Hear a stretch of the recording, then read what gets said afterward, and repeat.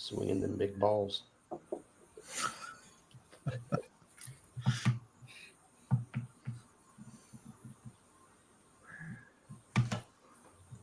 Let's get into it. 1, 2, 3.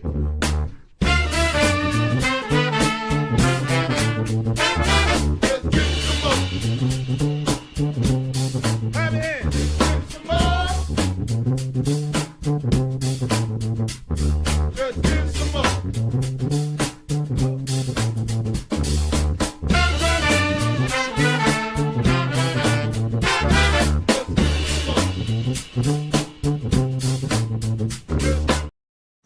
Why, hello, and welcome to my Whiskey Den, a very, very special My Whiskey Den, where we have legacy host Benjamin Eaves back on the show. So we're excited to have you back. Thank you for spending some time with us after you've been a long way for a few years mastering your craft, and I think it's fair to say that because we're going to be tasting some of that this evening.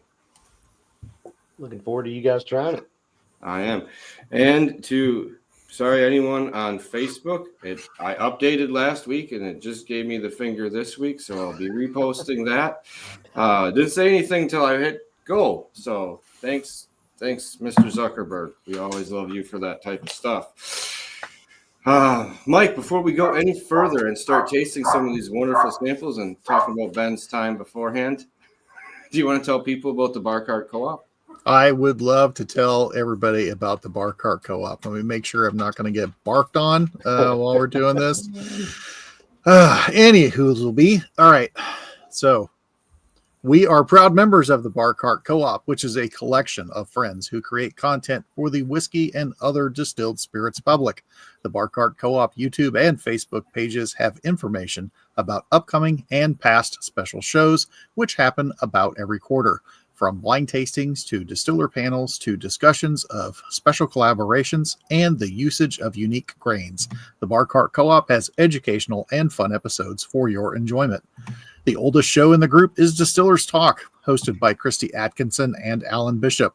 It is a conversation with people from distilleries and distillery adjacent that gets into deep and sometimes off the rails and back again discussions with their interviews. New episodes arrive at the end of the work week. And if that one is not nerdy enough, please check out One Piece at a Time Distilling Institute, which is where Alan Bishop answers any questions about distilling and often puts them to the test. It could be individual grains, entire mash bills, equipment, and methodology. New episodes come out randomly, so subscribe. And then there is Bourbon Turntable, where they mix the love of music with the love of whiskey. They have conversations with musicians, writers, distillery folks, and common folks like us about music and whiskey. It releases every Wednesday on all your platforms, including YouTube. For the next couple of months, they are doing re-releases of previous shows, kind of a best of, so please check that out in case you missed something. Not that you can't get it on your feed, but, it's nice to get something new on a Wednesday that's maybe it's not brand new, but you like it anyway. All right, then we have If You Have Ghosts, You Have Everything, which is a show about the spirits and paranormal among us, as well as the unexplained and the spiritual. Subscribe on Spotify to get all 4 previous seasons and the 5th one, which is in progress. And last but not least, we have the Whiskey Ring Podcast, where David Levine does good interviews. David Levine does really good reviews. David Levine takes really good notes. David does all the things that we won't do. So thank you for getting through all that. And like I was saying, Ben, it is fantastic to have you back on the show and see you back on the other side with your headphones on. But for those of you who didn't know, since you left the show, what has your journey been at Kentucky Artisan? At least a little bit. And I'm not going to lie, I'm going to start nosing some of this because I may have tried some before, and I'm excited to get back to it. No. Dig into it. So last I left you guys, I had just moved to Kentucky, started at Kentucky Artisan Distillery, was on the bottling side.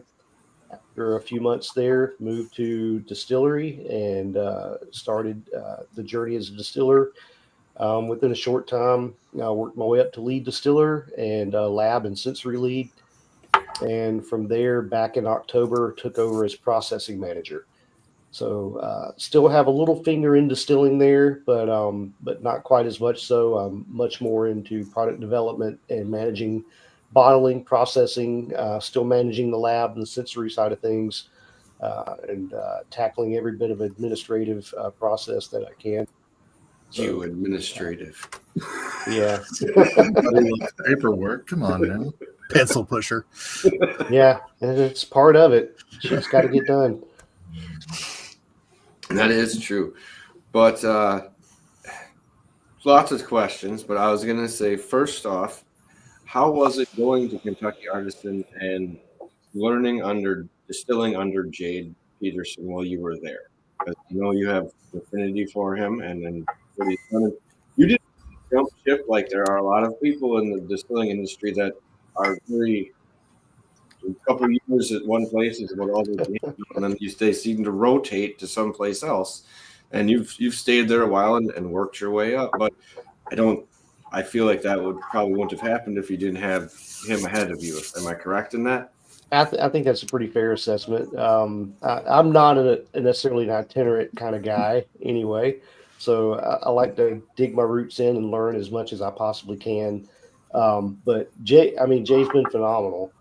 Um, I don't think in my career, my working career as an adult, I don't think I've ever worked with anybody that displays just true leadership in a better way than he does, and that just goes across the board. One of the big things that I love, and I think it's we feed off each other in this, is we both really push for excellence in what we do, and so he's constantly pushing. How can we be better? I mean, in every little detail. How can we do this better? How can we refine this process and be better? And it's constantly pushing you as a distiller and as a person to improve and be better and continually learn.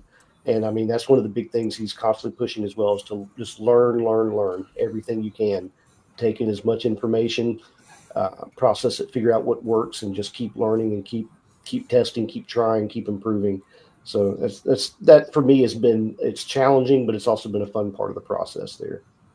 It doesn't let you rest on your laurels for what you're doing. Not for a second.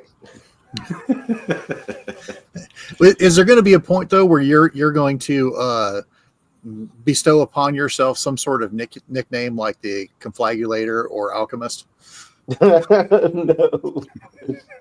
Okay. I am who I am, man. Okay. My title, processing manager, that's good enough. Okay.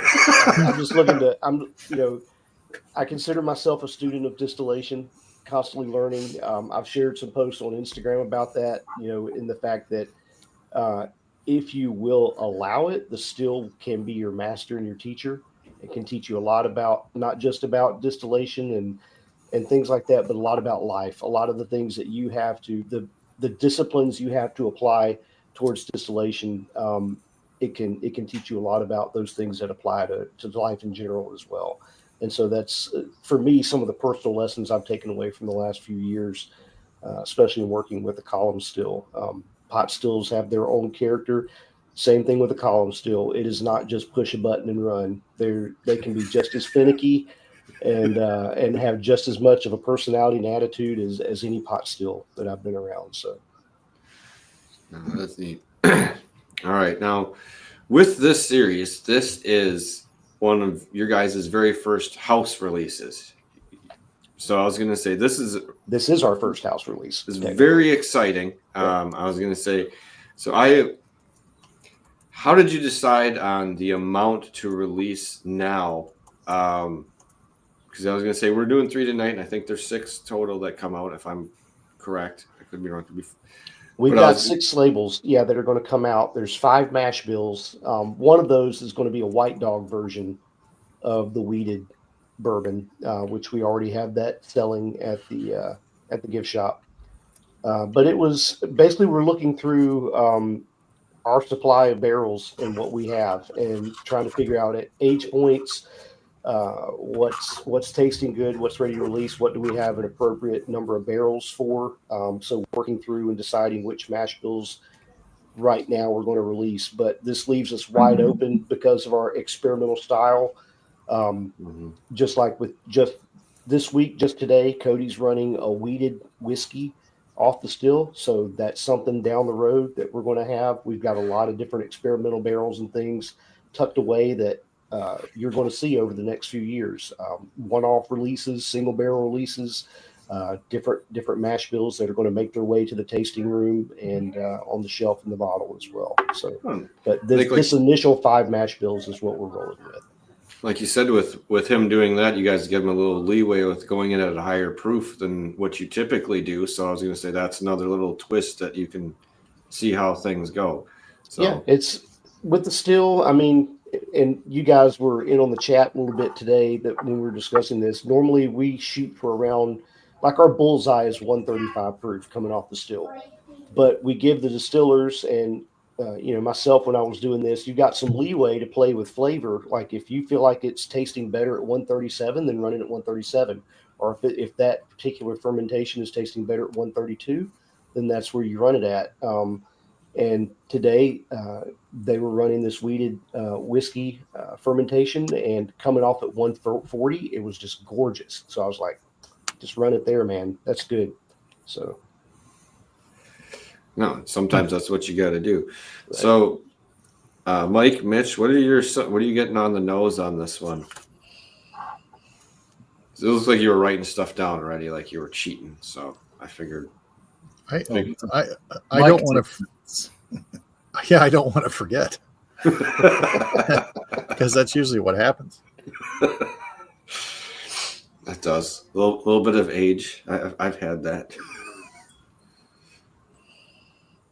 I blame my heart.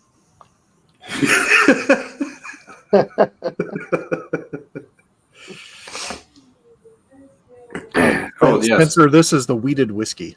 Yes. Wheated, not weeded. Right. And it already smells much richer. I get like almost a neat little like saddle leather. And part of it, but that's also mixed in with heavier molasses.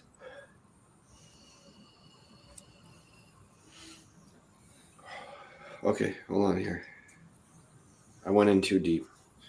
All right, Icarus. Technically, that'd be Captain Nemo, actually. It just smells, going into this for a weed, this smells much deeper and richer. Like you're getting a deeper bread or a baked note. It's got a great, I mean, for oatmeal. We're not age horse, but right. There's a lot on the nose and on the palate for a 2-year whiskey. And that's the big surprise for this one. It's just over 2 years old. Yeah, that's what we decided to release first. Our general manager came to us with something that he wanted to see, a whiskey that could appeal to a broad audience, that was going to be very easy to sip, very easy to enjoy, something a newcomer could come into and like, hey, that's not bad, as well as pack enough flavor, for your seasoned enthusiast to be able to enjoy it as well. It's not something that's crazy complex or anything like that, but it packs a ton of flavor and shows a lot of maturity for a 2-year-old. We always enjoy people cheating some time at work. Stick it to the man. So I'm just now knowing the. I'm trying to be nice somewhat, knowing what some of the bourbon crowd is. Okay, right. Have you guys thought about not putting the age public, and then tell people afterwards, or having like ring a bell every time one of the guys with ironed bedazzled jeans says, I'd love to try this at 14 year. So far, ring it. So interesting note. Along with releasing these spirits, we've opened up a clubhouse experience where you can come. We've got 5 barrels laid out. You can sample straight from the barrel. You can bottle your own directly from the barrel. Overwhelmingly, in the 2 events that we've hosted there, we've had a lot of outside people come in. We've had a lot of industry people come through. The favorite has been the weeded out of all of those. All the other barrels are 4 years plus. The weeded is 2 years, and hands down, people come back saying that's their favorite. And they're blown away when they find out it's 2 years old. But I've yet to have anybody say that, oh man, I can't wait till this is hit 6 or 8 years old, see what that's going to do. But well, this one for me was it's livelier than I would have expected. I didn't go in looking at any of the stuff other than just the mash bill, but it comes alive in your mouth like halfway through. It starts to brighten. I don't want to say brighten up, but all like it starts to little effervescent like pop to it, where it gets your whole mouth alive and like thinking about what's going on. When I first had it is what caught my eye, but for a weeded, this is way more exciting than what I would say the standard wheats are on the market, right, or the big wheat ones. Just the depth that you get off of this comparatively is not even in the same ballpark of flavor spectrum in my mind.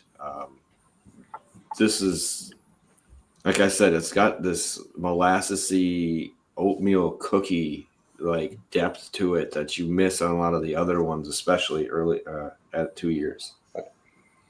it was exciting because weeded bourbons are not typically my favorite. I'm more of a rye. Love the high rye profiles or just a straight up rye, but I've really enjoyed this one. And same thing for me. It's also a little bit of a pride note. This was distillate that I got to cook, that I got to see the fermentation through, that I got to run on the still. So this is, as a distiller, this is my first release of something here that I've had my hands in all the way through the process. Kind of excited for that, but at the same time, I think it's. I don't know. I'm really tickled with how it turned out. When we pulled samples and tasted this at 2 years, I think all of us were just super tickled and super happy with how this was coming across. When I was saying it picks up in like heat or excitement for a second there, like going through, it makes you salivate quite a bit, which I think is neat. And then that helps draw out some of the flavors that were like stuck latent in your tongue. Because it doesn't taste oily going in, Right. but you can feel it later on, like clinging and holding on to everything. Mitch, what do you? Okay, yeah, I was gonna be like quiet. I'm writing things down, and you're deep in thought.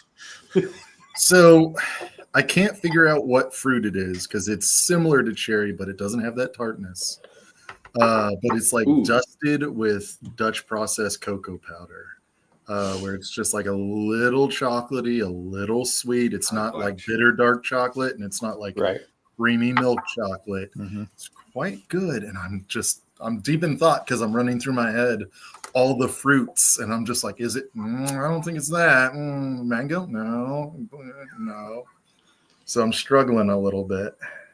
And where I'm at in my position, I do a lot of sensory. I do a lot of tasting with people and stuff like that. I don't typically like to lead with notes or flavors or things like that.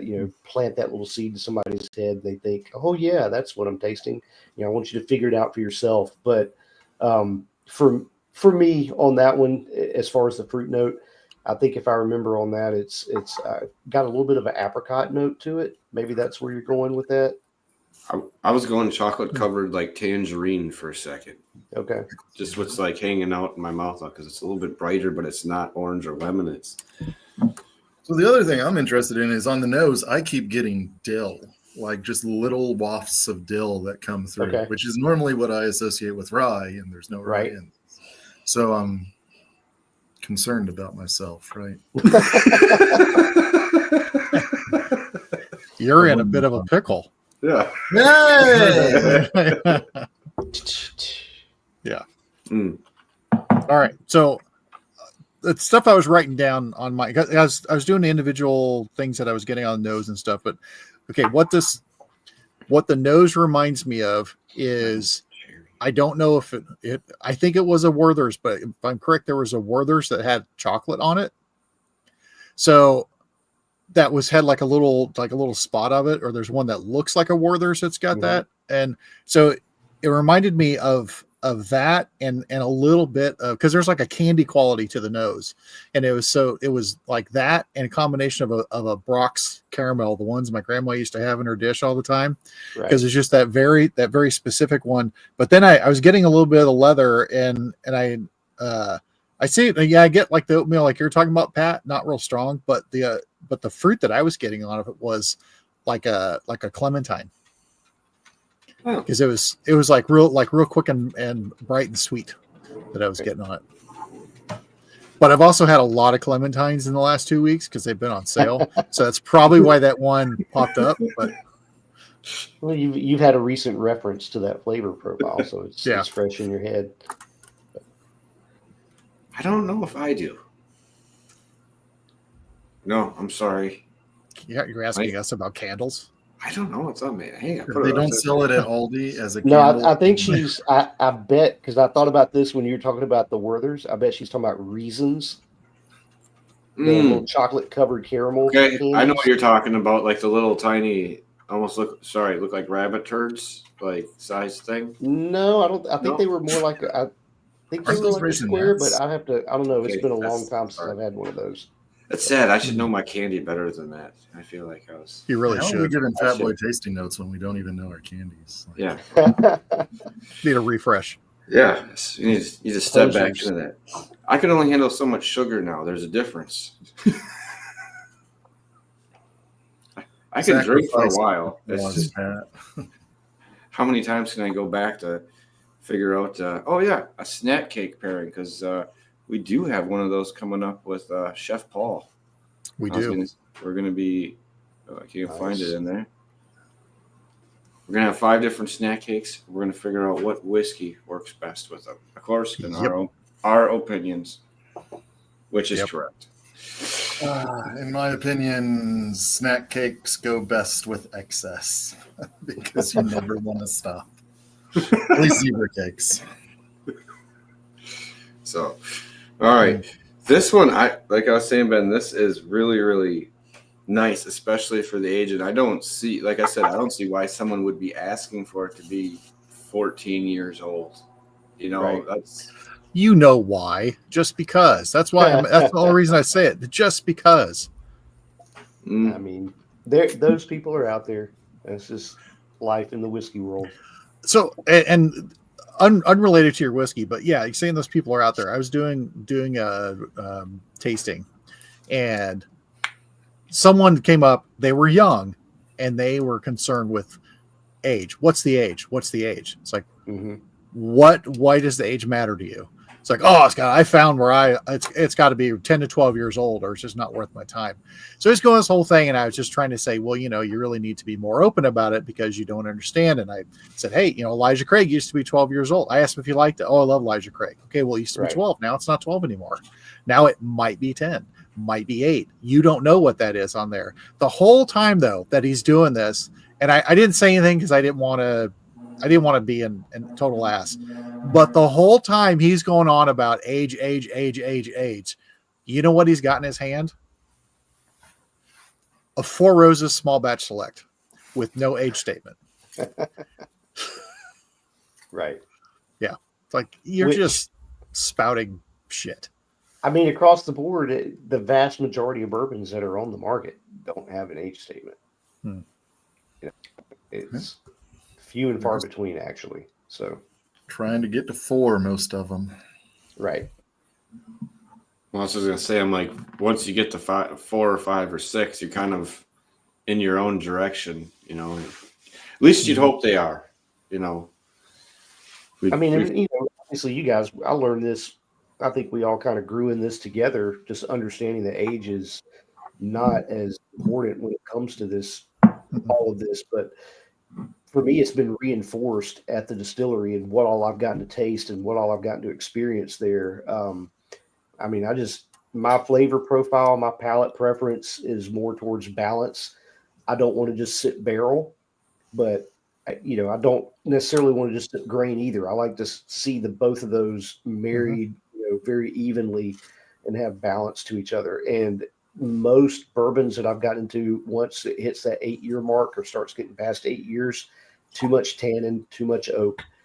I've had a very exceptionally rare handful that have gone beyond that have been beautiful. There was a 16-year-old we did for Cream of Kentucky that was incredible, just incredible flavor. And then I helped a couple of guys do broker some barrels, and it was a Heaven Hill 19-year-old that we were selling, and we got to pull samples straight from the barrel and try those, and that was unreal. It was absolutely exceptional. And I'm not the biggest fan of Heaven Hill distillate. Sorry, Mitch, but They don't used work to have, there anymore. You can have whatever right, opinion you want. right. It no longer affects. But that one was exceptional. But those are rare exceptions. Generally stating, we had some samples pulled, some barrels for one of our customers. They're in the 9.5-year range, and it's already, to me, it's too tannic. It's too much oak. I'm not a fan. It's not something I want to drink.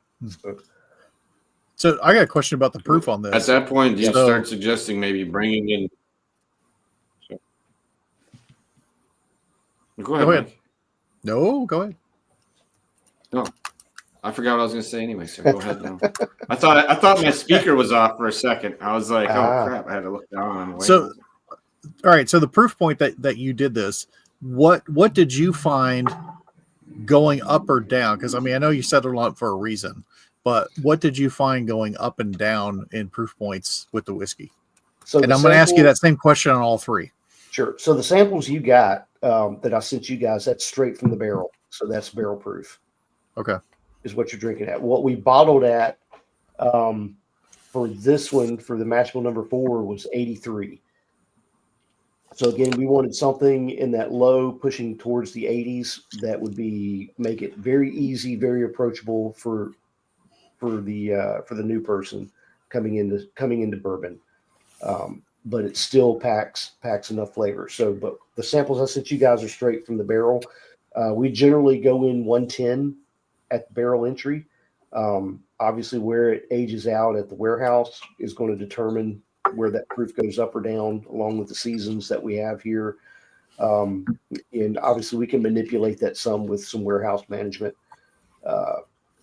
But we occasionally will do something where we go a little bit different. Sometimes we did corn whiskey last year. We went in at a higher proof in the barrel. We've done some other stuff, some ryes and all, where we've gone in lower, like 103, 105, etc. So it generally depends. Now this one, again, you guys got barrel proof, so that's just straight from the barrel. But personally, we got to sample through different lots of barrels, and that's the one that we selected for our first opening with the clubhouse experience. But we thought that one represented that mash bill very well, flavor wise. For me, what I'm looking for, and then in the experience of proofing, because we did some experiments with different proofs for bottling. The lower you got, there's certain points where it tends to accent the tannins and the oak. So, and generally, what I've seen with a lot of bourbons, especially as they get older, the more water you add to it, the more that tannin and the oak tends to pop out of it. Whereas you keep it a little bit higher proof, you keep a little better balance to it overall. With a younger spirit, I think it kind of does the opposite a little bit. I think you start to accentuate the grain a little bit. At least that's been my experience with what we've done with these. So, do you have a favorite release that you've worked on? Of the things you've put together for other people, is there one that you've hit on where like this one was exceptional? I mean, we've had some really good stuff come through. Some of it's hard because a lot of it is older stuff that for me, I didn't personally get to distill. So I think as far as pride, I'm the most proud of what we've done with this right here, because this is for me. But there's Lithgow is one I worked on this past year. That one is an 8-year-old and a 9-year-old on their first 2 releases. That is our distillate, and I helped create that blend and set that proof point for those. And she really liked it, and then it turned out, making Minnick's top 100, and I think Michael Veach, it was one of his top 4 of the year. So that one I'm pretty proud of to see, get some accolades and see her have success with that. So That's cool. Well, I'm just saying there's a lot of different ones you have your hands in over the time. So I was just saying. yeah, it's there. I mean, I've gotten to put my finger in a lot of things. We did a blend 2 years ago of 50-year-old bourbon and 5-year-old bourbon for a group. That one was pretty fun, and we were having to be very precise with the blending. The Marion McLean for Jefferson's. That was one that, again, was very precise in the blending profile that I had a hand in being involved with. And I thought that one turned out really exceptional, really well. So there's been a number of really fun projects that I've gotten to be in. But I think being involved with Lithgow from start to finish, that one maybe I'm a little more proud of than the others. Just that I got to put a little bit more of my personal thumbprint onto that one. So Beautiful.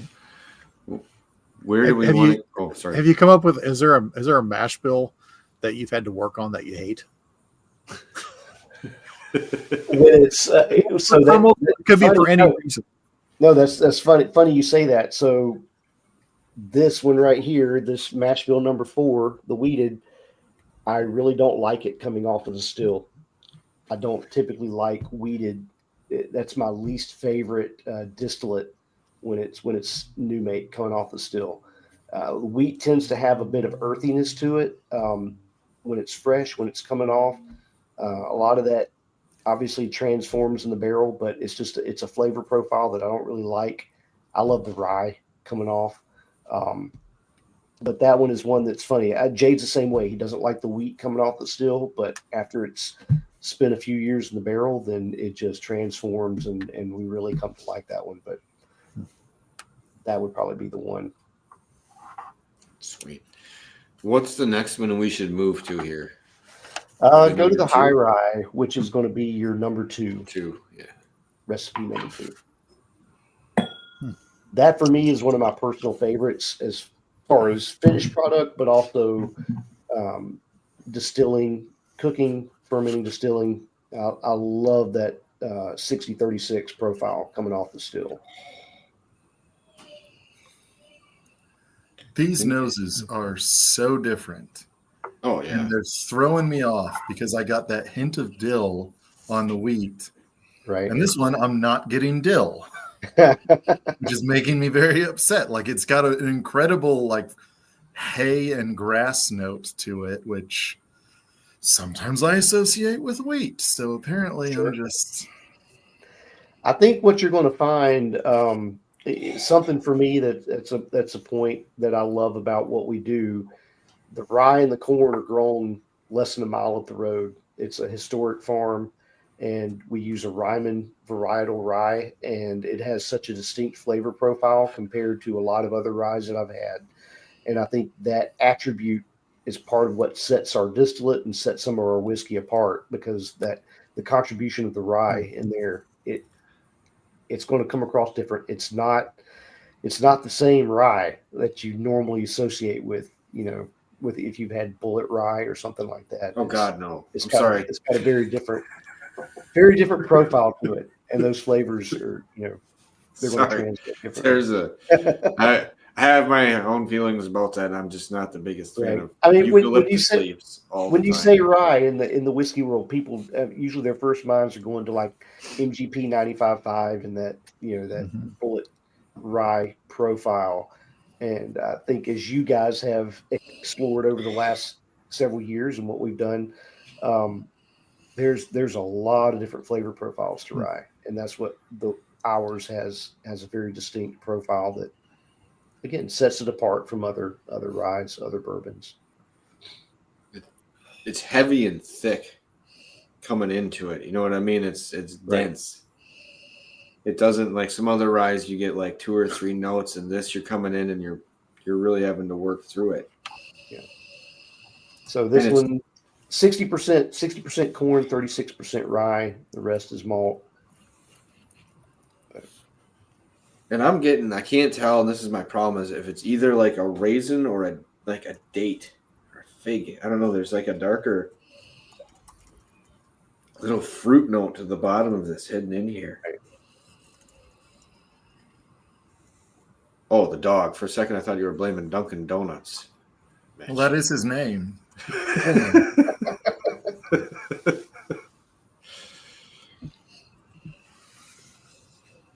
He knows he's in trouble when he hears Dunkin' Donuts.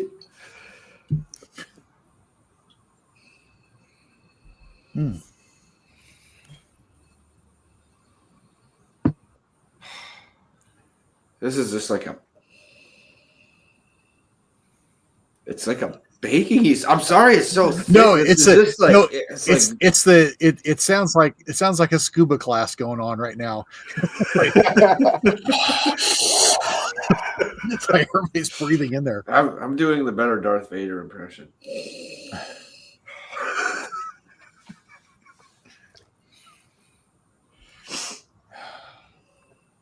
Yeah. I'm stuck on the opening, and I'm trying to figure out what I'm getting behind it. What's your opening then?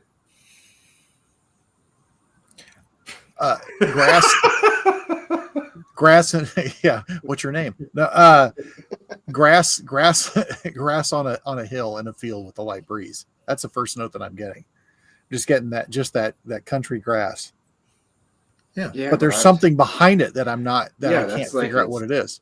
There's something sweet and dark behind it. It's not easy to pull out. It's almost like funky molasses, but not super funky or super molassesy. You're like a molasses tree, like a maple tree.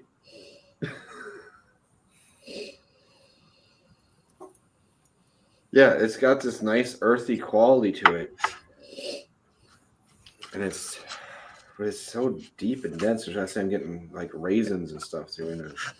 I mean, I am a dude on a CPAP, so like I can't really say anything to that. We should do a show on CPAP, so to do all the tasting notes. Oh god, pour whiskey into the CPAP to get our nosing. We have threatened to drop in a shot of vodka on one of our friends' CPAPs because he's really annoying about it. It's like we're gonna make Scott sleep real good tonight. He might not wake up. Plum, I could see that, Emily. Coming in on the bottom or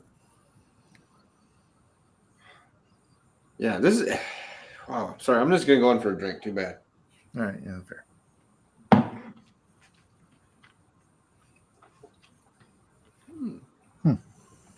Yeah, the opening note is so strong for me. Yeah, take that sip, then go back in and nose it again. You're going to get that retronasal. You're going to start to sort things out a little easier. I like the viscosity on this quite a bit. It's got a really nice oiliness to it that carries things around when you're swishing. A little bit of chew, but not too much. Ooh. You have a lot of excitement going on the tail end after this is all over. This is riding on for a little bit. And more things are happening as it's going. Really nice brown sugar note on the end here still. Barrel notes are nice. A little bit of tingliness still.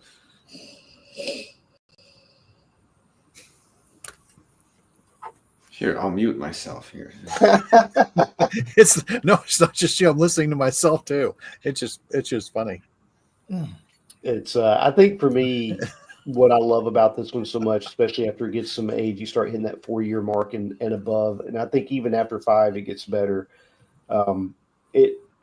This profile carries a lot of complexity, and that's what I love in a spirit. That's what I really look for. That's kind of one of the defining things about what sets, whether it's a bourbon or rye, a scotch or something else, what sets it apart to be exceptional and to be really enjoyed for me is complexity. And I think this particular mash bill carries a good bit of complexity through it. There's a lot. Like I was trying to describe like senses and tastes, and this keeps almost bringing me back to a feel when I'm drinking it rather than like that's the first thing it's bringing me to Yeah. is to a place rather than to like the senses. I'm breaking down all the tastes on it. You know, I kept getting a visual. I'm glad you said that, because when I kept smelling that and I kept going, I kept still a little stuck on the grass and field. I seriously had this visual, and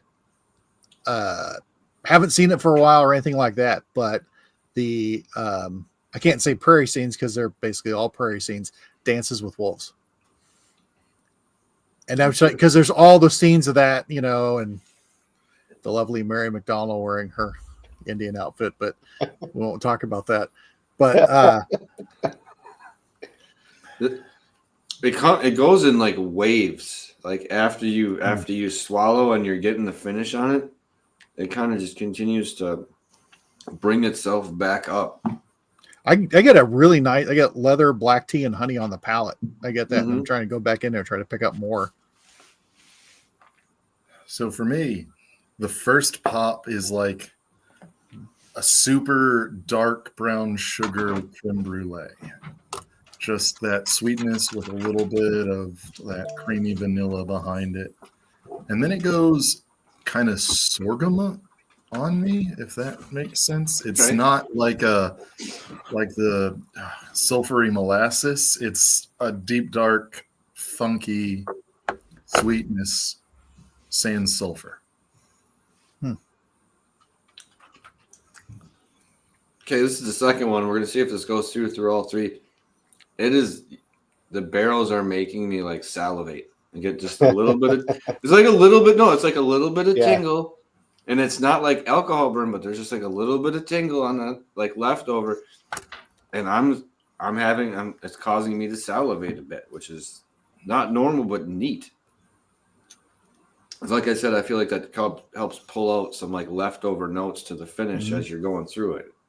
I think part of what you're experiencing too is a younger spirit, because if you're left longer in the barrel, you're going to have more of those tannins, and it's going to have more of a drying, astringent effect on your palate and on what you're experiencing versus slightly younger in barrel. You're going to have less of that, so you get more of that juicy quality to the So, spirit. what'd you guys end up bottling this one at? This one we did 92.4 or 46.2% ABV. Little reference to Tool 46 and 2 there. Oh, this is the one. Okay. Yeah. That was very deliberate and intentional on my part. That's my little Easter egg to our first release of this one, is a nod to 46 and 2 by Tool. But obviously it had to drink very well at that proof point before I would approve it. But A little bit of leaning towards it's it. nice to have a little fun with what you're Yeah. doing in this process too. So Ben knows the pieces fit. yes, they do. Okay, I watered that down a little bit. That lengthened out. It made it a little less dense. Lengthened out the mid palate. Get more of that, like a bit of honey for a second, Mm-hmm. and then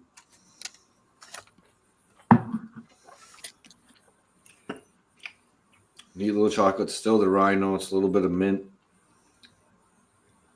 I like it a little. I like this down here a little bit. It's easier to get stuff. I love the density of it. Right. Barrel proof, because you can just sit there with that and work your way through the notes on that.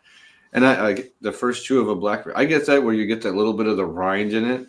I was gonna say you get that little bit of a note to it. I could see that.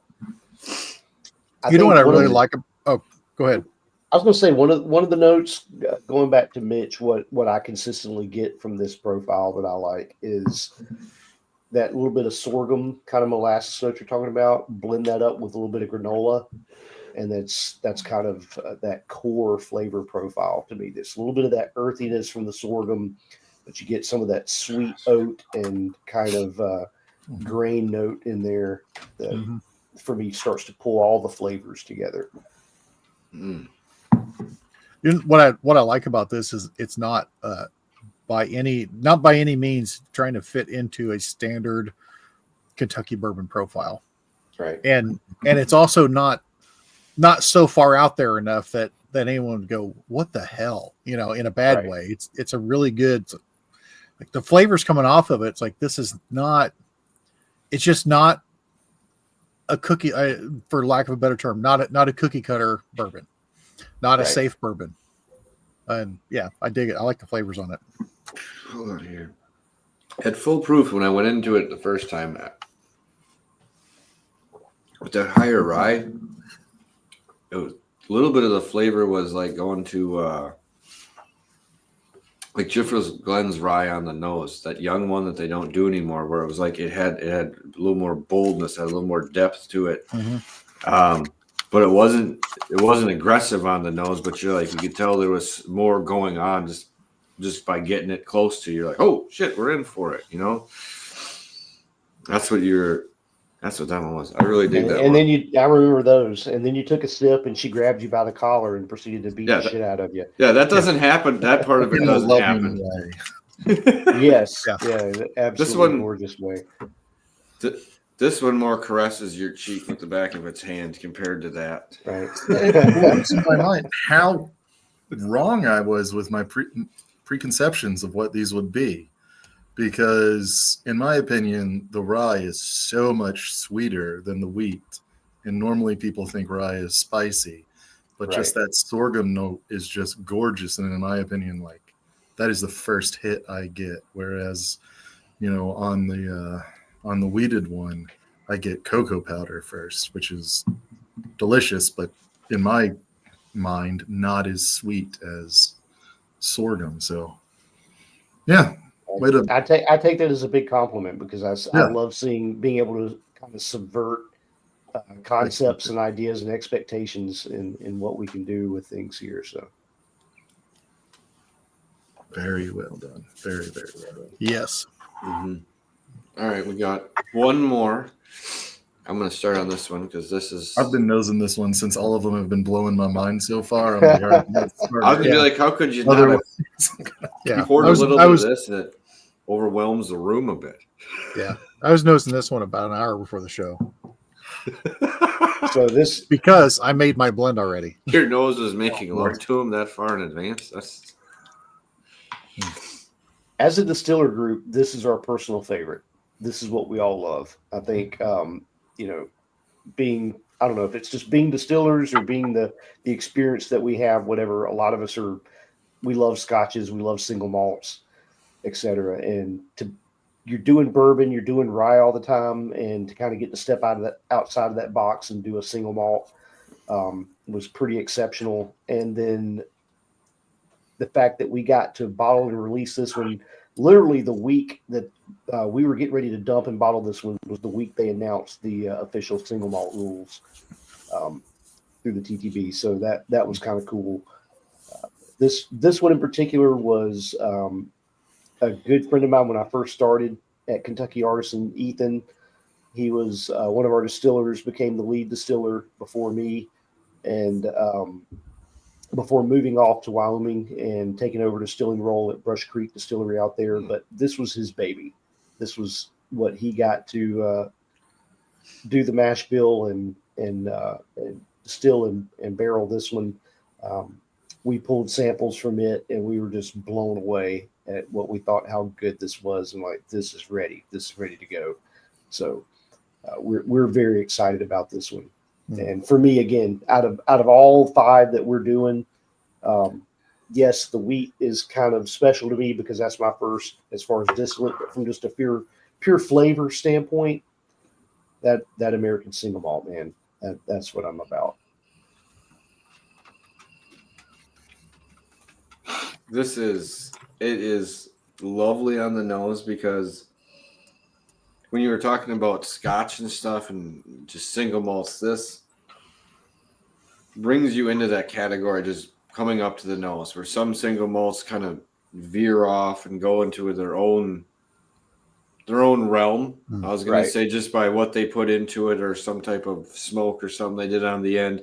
This comes very familiar. It's very friendly. You get that kind of cool honey in the field spring. Right. like a tiny bit of heather. This is just very, very This is just approachable and 100%. friendly. It's just 100% distiller's malt. It's in new charred American oak barrels right at 4.5 years, I think, when we pulled this one out. But I think we've tasted through. We have 8 barrels of this put away. We've tasted through all of them. Every one of them is just exceptional.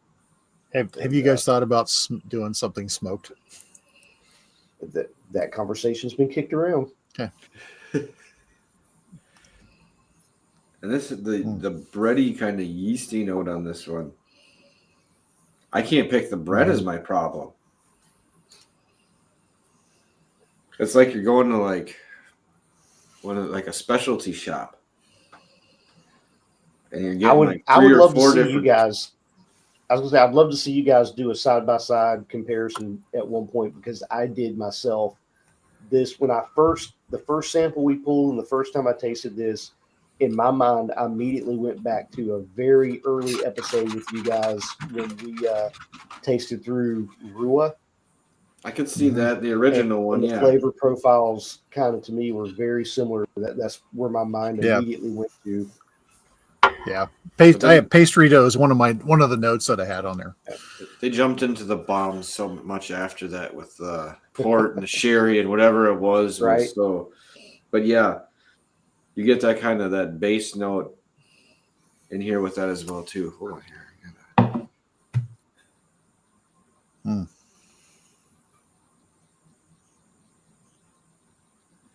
So my nose is obviously broken because I'm getting, if you've ever worked in the dirt all day, in like dry dirt, not mud, the smell of that dirt on your hands after you've worked on it all day with hay and corn stalks, like fresh corn stalks, not like the dried ones they leave out there, like the corn stalks that still have corn on them. I get part of the way there. Apparently Nebraska is making me smell corn stalks now in things, which there's just too much of it around, so I can kind of see that one. I mean, one of the impact for me of being at a distillery and working there all the time, especially with handling barrels, is how quickly I pick up char and basically char notes in a bourbon or a spirit now, because you're around it all the time. Fresh oak, freshly charred, etc. And it's like it's got to be one of the first things I pick up now. If something's coming out of, especially a char 4, it's got that heavy char, that bitterness, that smoke coming through on it. I just instantly pick that up. Whereas it used to, before that, I did not so much. But. Oh wow.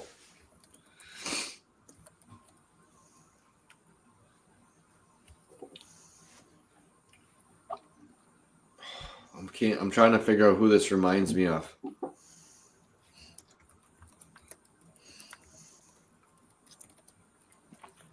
Oh my gosh. The palate and nose could not be more different. Ooh, that is amazing. Yeah, it's nice, lightly layered with all the notes on getting through the tasting. I'm sorry, I can't peg it, but there's a Scotch that it's not Glenmorangie, but I can't. There's something here that it's really familiar, and it is done really well. It's nice and clean.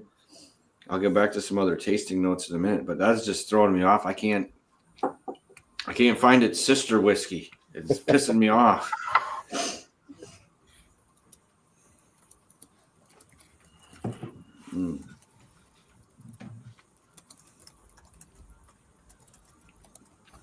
Yeah, light caramel, honey, drizzled on.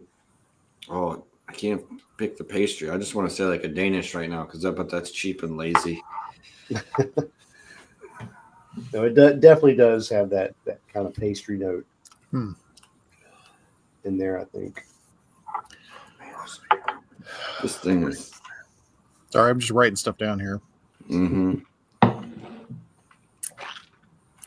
I imagine sugared plums taste slightly like this. I've never had a sugared plum, but And I'm getting just a little bit of like a chocolate note in here too. mm-hmm. Yeah.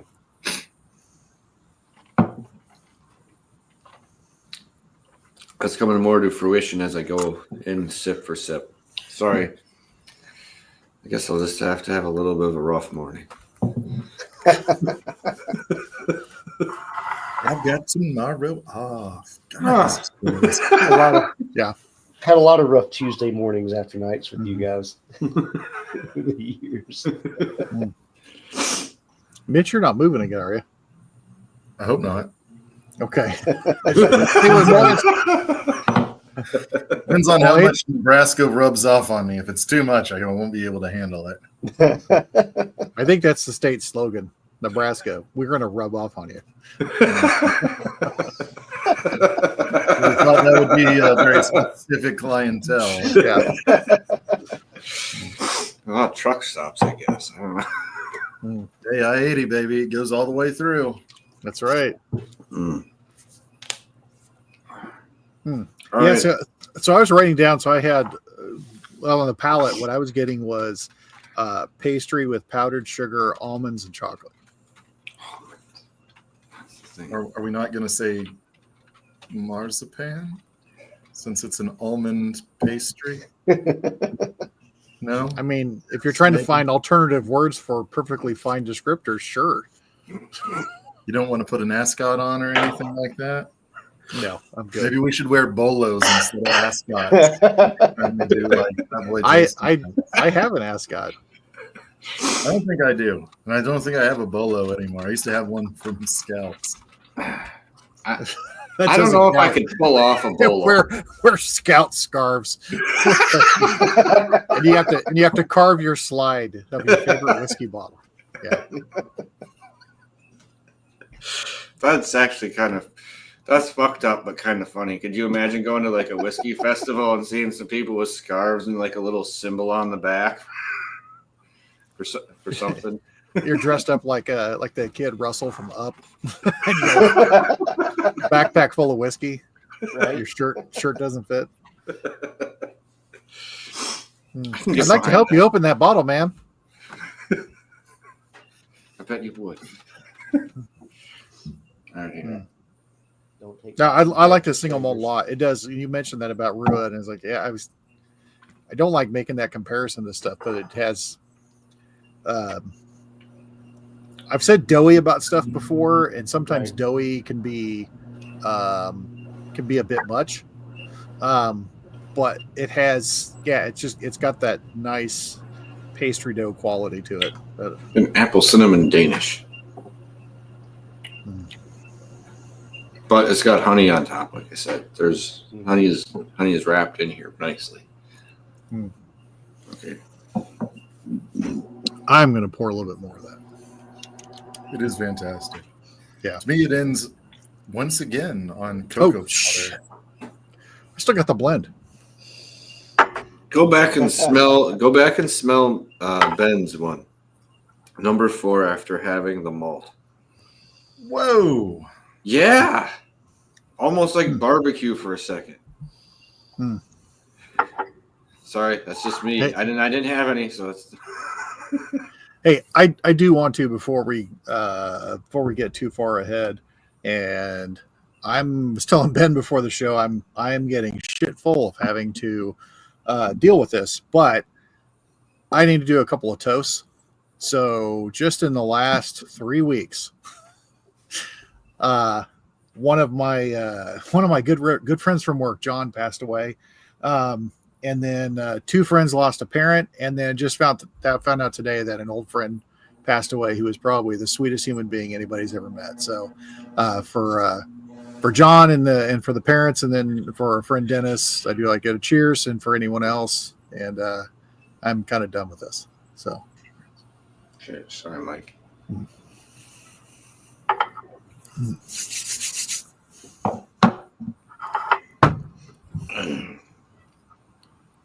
Whoa. Sorry, I did the blend on that one. I gotta do it. No, How'd that come out? I don't know. It put me into shock for a second because I got malt, and then everything else happened. Oh, the nose on it though. Yeah, it's super interesting. Sweet. It is a very sweet nose. Corn comes alive a little bit more, but I get like honey and chocolate, and it's like a confectionary's dream. Holy cow. Oh my gosh. The blend's pretty good too. That worthy of a Wilford Brimley there? Is it that sweet? It could be. I don't let's see if, do I have him in here? Do you even still have that anymore? You're diabetes. Please.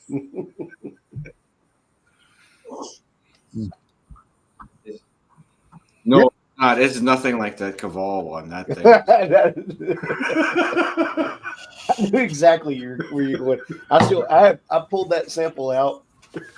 I've got it because I want Nisha to try it at some point. And I haven't given it to her yet, but it's like there's this rye that we've got that is just so sickeningly sweet. You've got to try it at some point. Like it doesn't even really taste like whiskey. No. Just straight sugar right there, man. Sugar with syrup Right. and cotton candy. Probably would make Elf happy. The elf breakfast where he takes like all Right. that candy Yeah. and just pours syrup over it. Does it have sugar in it? Then yes. Yeah, I like the blend. I like the nose on's really nice. The palate's extremely interesting. It's like the best of all of them. And it's got a weird, I don't know. It's got a weird like chewiness to the end of it. But I'm gonna spin back to a different one here. So Ben, what's with you kind of moving up into different roles and taking over different stuff? With the tasting room, what part of your new section are you most excited about kind of sharing with people? Or I don't know, you guys look like you've taken a nice big step into, I don't want to call the actual world of whiskey production, but allowing people to come in and see stuff and doing stuff on. Well, you guys, it's one of those things like you guys do all the work for so many other people, right? But how often do you get to go in and see what you're doing? Because what I always thought was interesting, yes, you know what mash bills are for Jefferson's and like say 10 other brands, and you run them, but you do have to know the nuances to running each of those different things. So it's not just like, oh, we just changed the mash bill. I'm like, no, you still have to have the love and care of what you're doing when you do that to have that come out right. Sorry, I don't know where I was going. I got lost in that. I rambled. But no, I think I know where you're going with it. It's pretty exciting. I mean, because contract distilling is, if you're a contract distiller, yeah, you're making everybody else famous, right? You don't ever get to put your face or your name to a product and say, hey, man, look what I did, which is what we're finally getting to do a little bit. And that part's been nice. But it's also, I've enjoyed seeing and enjoying other people, getting success through the work we've done. It's also a discipline in and of itself that's kind of humbling, because you do it for the love of distilling. It's not about making a name for yourself. It's not about your product or whatever. When you're contract distilling, it's, making sure your clients are happy that they're getting the success that they deserve. And you just simply do it for the love of the still, so to speak.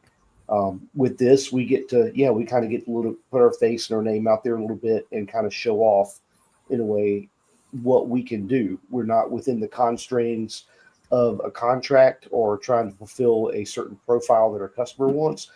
We get to kind of stretch our wings a little bit and kind of show off our skill set a little bit more. And I think that part's been fun, and that's a little bit exciting. It also gives us a good foundation as a business, because, I mean, I know you guys have had the conversations on here, the direction of the bourbon market and the whiskey world. Um, and within Kentucky, contract distilling has gotten very, very competitive. So this gives us a little bit of I don't know, a little bit of room as a craft distillery to kind of sink our roots in, uh, provide a product for our locale, for our county, for Oldham County, and say here's your craft distillery. Here's our product that we can put out to represent this county and to represent this place. And then with uh, the clubhouse experience, I think what's cool about that is you get to experience what we do in its purest form, and that's straight from the single barrel. And it gives us the opportunity. Right now we're showcasing 5 different mash bills that we do, but we have the opportunity down the road as we shift and tweak this. We could put out 2 barrels of, say, this number 4, 1 and number 3 char, 1 and number 4 char. Same mash bill, same lot, came off the still at the same time, 2 different barrels types. Let's see what that does, and you get to sample that side by side. So there's things like that we'll be able to incorporate down the road as we go, as well as, okay, the single malt's done, let's roll out a corn whiskey, or the corn whiskey's done, let's roll out a 60% rye, and then let's put that next to our 95% rye and see how those compare. So there's a lot of things that we get to do that, again, we got to kind of show off our skill set as a craft distillery, as a contract distillery, that we break loose those confines of contract and show what we do. So that part's exciting, and that part's pretty fun, and that's what even in from my position where I'm at, I'm excited about the clubhouse experience, because people get to come in and sample straight from the barrel. It's going to be a really fun place, I think, once we get everything where we want it to be. We're looking to have a nice humidor, offer cigars. We've got a nice outdoor sitting area where you can enjoy a cigar, enjoy a pull straight from the barrel, bottle your own. So gives you that whole experience feel. Right, and there's a lot more that's going to come into play with that as we get to build that out like we want to. But for now, yeah, it's a great place to kind of get to showcase what we do. So I was going to say it's a little. Sorry, Mike. I was going to say it's a little more dressed up than some other places. I was going to say this area looks extremely nice just to hang out in. Plus, you have the kind of tables off to the side for like discussions if you had a few people there. It's laid out well, and it's not overly done. I was going to say some people go too far and stuff like this. It looks like it's a nice blend of distillery and kind of, I don't know, like you're trying to say, if you're trying to relax and have a cigar or be someplace, like, to be honest, nice leather chair is always nice. And we'll have some batch cocktails behind the bar. We got beer as well that, somebody who's coming in, they're tagging along with their friend. They don't like whiskey. You want to have a beer, you want to have a cocktail or something different. We offer that as well. And again, that's going to get built out for, to be more accommodating. But it's a nice environment. We put a lot of thought into where everything was placed, how this was laid out, etc. And as we get feedback and as people experience this, we'll continue to tweak and adjust that. But again, I'm very excited about it. I think this is a great step forward for our distillery and for our people.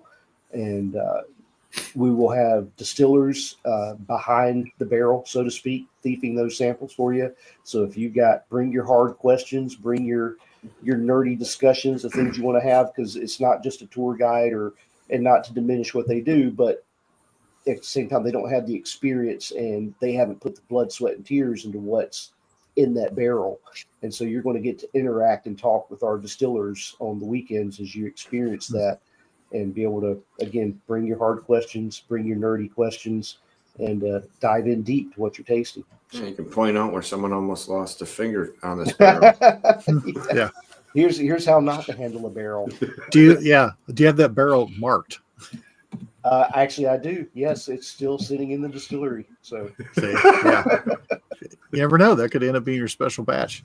So, with some of the mash bills that you guys are releasing for your house label stuff, are you going to reserve those mash bills only for your own stuff, or as a contract distiller, will you let someone else Yeah, as a utilize it. contract distiller, those are available recipes that Okay. that we've got, I think, over 15 different ones in the system, and even just this week we're creating new ones.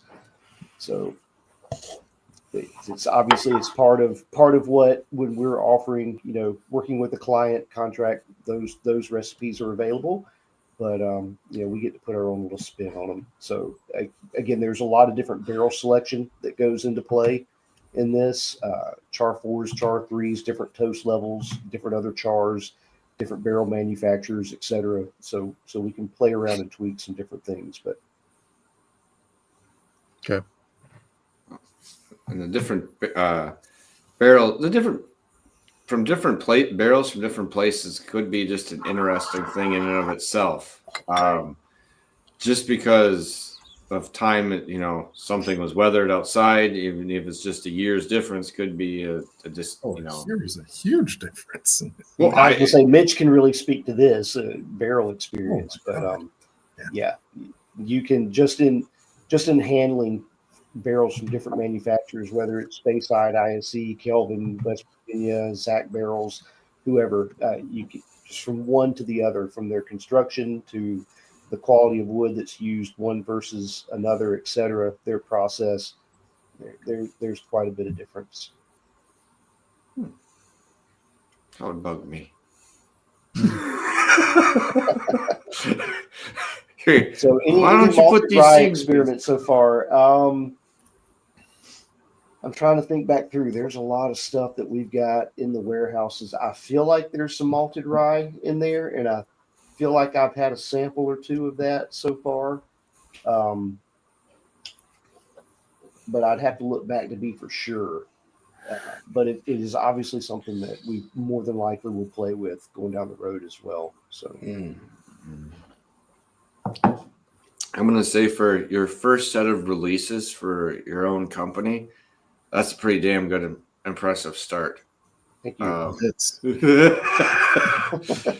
That's as you well know, just from starting with these three, it falls into that.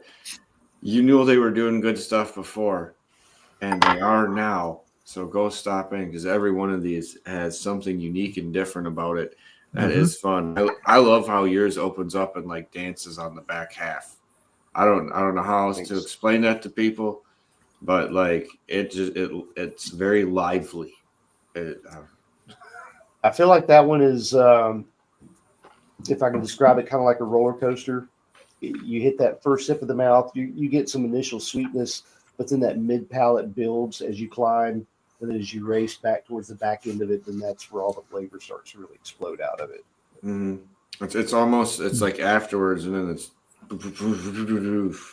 little fireworks going off. Like how'd that go again?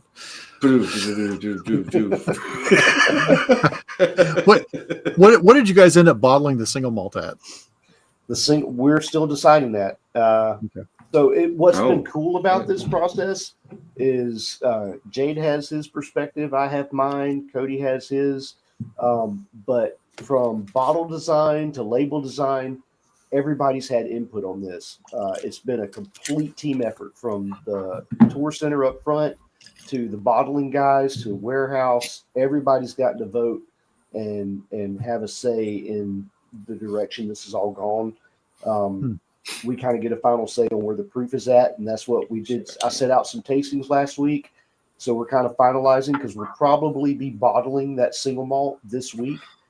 So trying to make a decision on where we want that final proof to be for bottling. It's going to be somewhere in the 90s, whether it's low 90s or upper 90s. That's what we're trying to figure out right now. But you're trying to, for me, those proof points are with the single barrels, with the barrels, they're typically floating around 110 to 105, kind of in that range. If we're bottling something, I don't want to be bottling at 100 proof when you could go to the single barrel house, thief your own, that's just a few proof points above. So you want to try to find that balance, and yet not go too low, still have a lot of flavor, but also be something that's very drinkable. And that's something that I've found through all of these so far, as we've started working through the proof points. They're dangerously drinkable. So. Even at full proof, that's what I find is a bigger problem. Like I said, Right. the second one we had is so in depth and complex at that level that it takes a while to break down. The other thing when you're talking about your stuff is I like your bottle design. Simple kind of rectangle, but very nice art, very precise, not anything too crazy. Just I don't know, just looks nice and classy. Right. So I dig it. Plus, it takes up a nice little section of the shelf, and it doesn't give way to everyone else on it. Right. Sorry, you can fit like it. Round bottles can be painted. That one, it holds its own on the shelf. We've gotten a lot of compliments on that bottle, that style, and how that all looks. So I think we've been really happy with that choice. Mm-hmm. All right. Holy cow! I didn't realize we had you on here for an hour and 15 minutes. Because you're in that other time zone now. Mitch isn't there anymore, so we don't even think about it. So Oh, that's right. So, but like Paul said before here on the chat, man, everyone here is just proud of you for everything you've done and what you've gone through and time you put in to get to where you are, and to have your hands on some of the stuff you're putting out here as you're releasing is really phenomenal. I really dig that one you did, and all the stuff you're putting out now as your own releases is very unique. Extremely approachable yet complex. So well done on that. Thank you. I can sit here and take whatever credit, but it's been a full team effort, man. It's, I've learned from some great people. Jay's been phenomenal in teaching and bringing us through. Cody's been great. All our distillers are exceptional. Have a great bottling team. Our tour guides are awesome. Our warehouse people are awesome. It's just been, we have a fucking great team, and I'm really damn proud of all of them and the way this has come out, and how everybody's gotten to participate in this. To me, it reflects who we are at Kentucky Artisan, and it's again, awesome team effort. All these guys work their asses off every day, and I'm super proud of them. So. I believe that too. So, Mike and Mitch, sorry, they're back. You threw you in the mix again. Sorry, that's what happens when the legacy hosts come back on. Do you guys have anything else before we take off here? We'll let Ben get to sleep. No, let the man sleep. Get back to his wife. So thank you everyone for stopping in the chat and sticking with us this evening. We really appreciate it. We knew this was going to be a very special show with some really quality products. Like I said, both really unique, each and in their own way, and for their age, really the depth of what you're getting out of them, I would say, is not to be an age whore, but 3, 4, 5 years beyond what you would expect it to be. From what you're getting out of some of these flavors, they're just really fun, really nice, and bold. Which I like. So thank you, Ben, for being on. We really appreciate it, and all the hard work you've done has truly paid off by what you've created. So thank you, guys. It's been an absolute pleasure to get to share this with you all, because you all are very integral part of how I got to where I am and doing what I'm doing. Wouldn't have made it here without y'all. So we'll see if we can get that to happen. Yeah, one day. Yeah. All right. So remember, it is not this. Yeah. No, but it's cool. Yeah, we're very proud of you. I think it's awesome. Indeed. Thank you. Yeah. All right. Remember, it's not the size of the din that matters. It's the love of whiskey. Cheers, everyone. Cheers. Cheers.